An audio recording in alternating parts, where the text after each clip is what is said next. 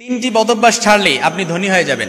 এই তিনটি bad quality যদি আপনি ছাড়তে পারেন, আমি একদম সাবধানতার সাথে আপনাদেরকে বলতেছি, এই তিনটি বদভ্যাস ছাড়েন আজকে থেকেই, কালকে থেকে দেখবেন আপনার সব কিছুতে বরকত হয়ে গেছে ইনশাআল্লাহ।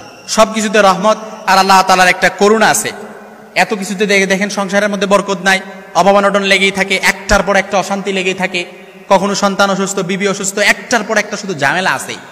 তারপর ব্যবসার মধ্যেও বারাকা নাই, ব্যবসার মধ্যে বারাকা নাই, ফসল করছেন, ফসলের মধ্যে ফসলের জমিও আপনার ওইভাবে হচ্ছে না, অর্থাৎ কোনো কিছুতে বরকত নাই। আপনি যে আপনার মনে হয় যে আমি যেটা দিই ওইটাই মনে হয় শেষ, অর্থাৎ আমি যেটাতে হাত দিই ওইটাই মনে হয় শেষ, আপনার এরকম একটা কাজ করে। এই জন্য এই তিনটি বদভ্যাস যদি আপনি ছাড়তে পারেন, তিনটি বদভ্যাস ছাড়তে পারলেই আপনি ধনী হবেন ইনশাআল্লাহুল আজিজ। বুখারী শরীফের হাদিসে যে কোনো একটা কারণ, বুখারী শরীফের হাদিসে এসেছে যে কোনো একটা কারণ থাকে তার বরকত চলে যায়, অর্থাৎ এই তিনটা বদভ্যাসের মধ্যে যে কোনো একটা বদভ্যাস যদি তার থাকে তাহলে তার বরকত চলে যায়। অভাব অনটন থাকে, অভাব অনটন লেগেই থাকে, রহমত বরকত সাকিনা কোনো কিছুই নাজিল হয় না। এক নাম্বার, আপনি একটু মিলায় নেন, একটু মিলায় নেন আপনার ভেতরে আছে কিনা, আপনার ফ্যামিলির কোনো সদস্যের ভেতরে এটা আছে কিনা। এক নাম্বার যেটা বলবো সেটা হচ্ছে মিথ্যা কথা বলা। এই মিথ্যা কথা আমাদের মধ্যে অনেক আছে। স্বামী স্ত্রীর সাথে মিথ্যা কথা বলে, স্ত্রী স্বামীর সাথে মিথ্যা কথা বলে, অর্থাৎ সত্য গোপন করে, সন্তানের সাথে সত্য গোপন করে, স্ত্রীর সাথে সত্য গোপন করে, অর্থাৎ একটা সত্য গোপন করার জন্য কিন্তু আরো কয়েকটা মিথ্যা কথা বলা লাগে, এটা কিন্তু মনে করতে হবে। এই জন্য মিথ্যা কথা কখনো বলা যাবে না। আল কিযবু উম্মুজ যুনুব, মিথ্যা হচ্ছে সকল পাপের মূল। রাসূল সাল্লাল্লাহু আলাইহি সাল্লামের কাছে এক লোক এসে বলে, ইয়া রাসূলুল্লাহ, আমার ঘরে তো কোনো কিছুতে বরকত নাই, শান্তি নাই। রাসূল বলে, মিথ্যা কথা ছেড়ে দাও, তোমার সব কিছুতে বরকত হয়ে যাবে। সুবহানাল্লাহি ওয়া বিহামদিহি। অর্থাৎ মিথ্যা কথা ছেড়ে দেন, সব কিছুতে বরকত চলে আসবে ইনশাআল্লাহ। আল্লাহ রাসূল সাল্লাল্লাহু আলাইহি সাল্লামের কাছে এক সাহাবী এসে বলে, ইয়া রাসূলুল্লাহ, আমার তো কোনো কিছুতে বরকত হয় না। আল্লাহর হাবিব বললেন, তুমি মিথ্যা কথা বলা ছেড়ে দাও, দেখবা সব কিছুতে বরকত আসতেছে। এই জন্য পরিবারের মধ্যে যদি বরকত চান, রহমত চান, অভাব অনটন দূর করতে চান, শান্তির স্বর্গরাজ্যে পরিবারটাকে বানাতে চান, তাহলে মিথ্যা কথা ছেড়ে দেন, তাহলে আপনি নিমিষে ধনী হয়ে যাবেন। আপনার ভেতরে সব কিছু যদি আপনি মিথ্যা কথা বলা ছেড়ে দিতে পারেন, ইনশাআল্লাহুল আজিজ, আল্লাহ তাআলার রহমত চলে আসবে। এটা কিন্তু একেবারে পরীক্ষিত। দুই নাম্বার যেটা, সেটা হচ্ছে আল্লাহর রিজিকের সাথে বেয়াদবি করা যাবে না। প্রিয় ভাইরা আমার, একটু খেয়াল করে বুঝেন, আল্লাহর রিজিকের সাথে অনেকে বেয়াদবি করি, অপচয় করি। লাইন শাকারতুম লাযীদান্নাকুম ওয়া লাইন কাফারতুম ইন্না আযাবি লাশাদীদ। আল্লাহর হাবিব সাল্লাল্লাহু আলাইহি সাল্লাম বলেন, কেউ যদি আল্লাহ রাসূল সাল্লাল্লাহু আলাইহি সাল্লামের মাধ্যমে আল্লাহ তাআলা জানায় দিলেন, যারা নিয়ামতের শুকরিয়া আদায় করে তাদের নিয়ামত আল্লাহ তাআলা বাড়িয়ে দেয়, আর যারা নিয়ামতের অশুকরিয়া আদায় করে তার আল্লাহ তাআলা তাদের নিয়ামত সংকুচিত করে দেয়, কমিয়ে দেয়। এজন্য আমাদের চাই চাই স্বভাব। 1 টাকা থাকলে 2 টাকা যায়, 5 টাকা থাকলে 10 টাকা যায়, তারপর 10 টাকা থাকলে 20 টাকার মালিক হতে চাই।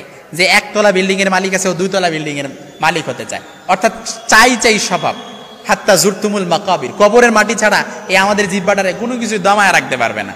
এজন্য চাই চাই স্বভাব বাদ দিয়ে আমাদের চিন্তা করতে হবে, একটু শুকরিয়া আদায় করতে হবে। লাইন শাকারতুম লাযীদান্নাকুম ওয়া লাইন কাফারতুম ইন্না আযাবি লাশাদীদ। এজন্য আমরা যদি শুকরিয়া আদায় করি, অপচয় না করি, আল্লাহ রাসূল সাল্লাল্লাহু আলাইহি সাল্লাম এবং আল্লাহ তাআলা বলেন যে যার মধ্যে অপচয় আছে তার মধ্যে কোনো বরকত থাকে না, কোনো রহমত থাকে না, এবং সে কখনো টাকা পয়সা ওগুলোর মধ্যে বরকত থাকবে না। আপনি টাকা পয়সা ইনকাম করতেছেন কিন্তু বরকত নাই, কারণ আপনি অপচয় করতেছেন। এই অপচয় করার প্রবণতা আমাদের মা বোনদের মধ্যেও দেখা যায়। অনেক সময় লাইটের সুইচ অন করে রাখে, গ্যাস দিয়ে তারপর অন করে রাখে, গ্যাস দিয়ে কাপড়ও শুকায়, অনেক সময় দেখা যায়। সাবধান, এই অপচয় করার মন মানসিকতা দূর করতে হবে। তারপর আল্লাহ রাসূল সাল্লাল্লাহু আলাইহি সাল্লাম খুব চমৎকারভাবে বলেছেন, 3 নাম্বার যে ব্যাড কোয়ালিটি, সেটা হচ্ছে আমাদেরকে নামাজে অবহেলা করা যাবে না। এই নামাজে অবহেলা আমাদের মধ্যে অনেকের আছে।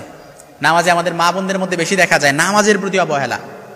ফাওয়াইলুল লিল মুসাল্লিন আল্লাযীনা হুম আন সালাতিহিম সাহুন আল্লাযীনা হুম ইউরাউন ওয়া ইয়ামনাউনাল মাউন। সূরাতুল মাউনে নামাজে অবহেলাকারীদের ব্যাপারে আল্লাহ তাআলা খুব সাবধানভাবে আমাদেরকে সতর্ক দিয়েছেন। এজন্য নামাজে অবহেলা করা যাবে না। নামাজের সময় এসে তো নামাজ পড়ে ফেলেন। অনেকে বলবেন, হুজুর আমরা তো নামাজই পড়ি না, আবার আপনি নামাজের কথা কি বলবেন? না প্রিয় ভাই আমার, নামাজের প্রতি অবহেলা করলে আপনার কোনো কিছুতে বরকত থাকবে না। আউয়ালু মা ইউহাসাবু বিহিল আবদু ইয়াউমাল কিয়ামাতিস সালাত, কিয়ামতের ময়দানে সর্বপ্রথম নামাজের হিসাব হবে। এইজন্য নামাজের প্রতি অবহেলা করা যাবে না। নামাজের প্রতি একদম আমাদেরকে পুঙ্খানুপুঙ্খভাবে নামাজ আমাদেরকে সময় মতো আদায় করতে হবে। আমাদের মা বোনদেরকেও জানায় দিবেন, তারা অনেক সময় দেখা যায় কাজের ফাঁকে কখন যে নামাজের সময় চলে যায় তারা এটা টেরও পায় না। এই জন্য আমরা যদি আমাদের ফ্যামিলির মধ্যে বরকত আনতে চাই, রহমত আনতে চাই, এই 3টি বদভ্যাস আমাদেরকে ছেড়ে দিতে হবে। মিথ্যা কথা বলা ছেড়ে দিতে হবে, অপচয় করা ছেড়ে দিতে হবে, আল্লাহর নিয়ামতের সাথে বেয়াদবি করা যাবে না, সর্বশেষ যেটা নামাজের প্রতি অবহেলা করা যাবে না। এই 3টা বদভ্যাস যদি ছাড়তে পারি, ইনশাআল্লাহুল আজিজ আপনি ধনী হয়ে যাবেন।